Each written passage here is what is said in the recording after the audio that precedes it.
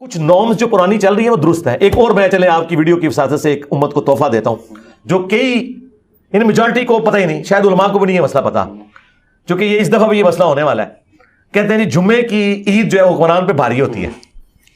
یہ مت کیوں مشہور ہوئی؟ اگلے زمانوں میں جمعے کی نماز حکمران نے پڑھانی ہوتی تھی, ٹھیک ہے. جمعے کی نماز کے لیے وہ گھر سے باہر نکلتا تھا, باقی نمازیں تو گھر میں انہوں نے اندر مسجدیں بنائی ہوتی تھی, جس طرح بھی وزیر اعظم ہاؤس میں اور پریزیڈنٹ ہاؤس میں بنی ہوئی ہیں.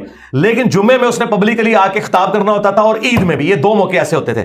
وہ ونریبل ہوتا تھا, کوئی اس پہ دور سے تیر چلا سکتا ہے, لائف تھریٹ ہوتی تھی.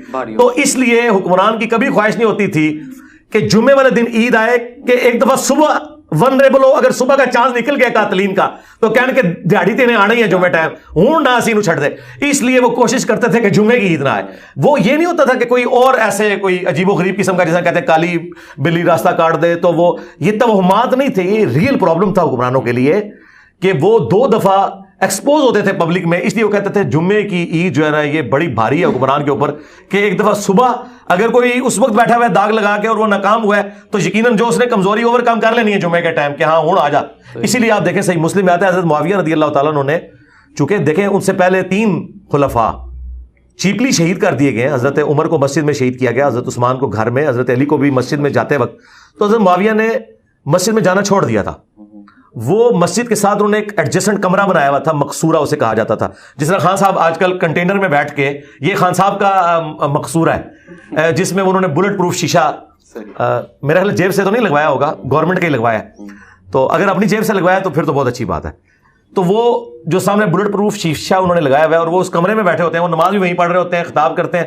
حضرت معاویہ رضی اللہ عنہ نے بھی ایڈجسٹنٹ کمرہ بنایا ہوا تھا. اور یہ میں کوئی ٹونٹ نہیں کر رہا, جو اس طرح کے بڑے لیول کے لوگ ہیں نا ان کو اپنی لائف کے اعتبار سے ہی کرنا چاہیے. وہ نبی الاسلام کو اللہ نے گارنٹی دی تھی واللہ یعصمک من الناس, ورنہ اس آیت سے پہلے نبی الاسلام نے بھی اپنے باڈی گارڈ رکھے ہوئے تھے. باڈی گارڈز تھے نبی الاسلام کے, خیمے کے باہر پہرا دیتے تھے. یہ کوئی ایب والی بات نہیں ہے سیکورٹی کو مینج کرنا, اونٹ کو باندھ کے اللہ پہ توکل کرنا ہے. تو حضرت معاویہ نے وہ اپنا کمرہ بنایا تھا, وہ نماز اس کمرے میں پڑھتے تھے, جمعے کی بھی عید کی بھی. وہ ایڈجسٹنٹ تھا تاکہ پبلک میں ایکسپوز نہ ہو. ظاہر ہے خارجی الگ سے ان کے مخالف تھے, شیعہ علی کو بھی ان پہ بڑا غصہ تھا, پھر ان کی اپنی حکومتی پالیسی سے بھی لوگ تنگ تھے. اس لیے انہوں نے سکون سے 20 سال جو گزارے ہیں وہ اس وجہ سے گزارے ہیں کہ انہوں نے اپنے سیکورٹی میجرز بڑے کیے ہوئے تھے. اچھا, یہ جو مجھے بار بار کہتے ہیں نا کہ جی یہ اپنے دھڑبے سے باہر نہیں نکلتا, تو میں حضرت معاویہ کی سنت پہ عمل کر رہا ہوں یار رضی اللہ تعالیٰ عنہ. دیکھ لو یار, ایک طرف آپ کہتے ہو جی حضرت معاویہ کو, میں دیکھیں حضرت معاویہ کو فالو کر رہا ہوں الحمدللہ.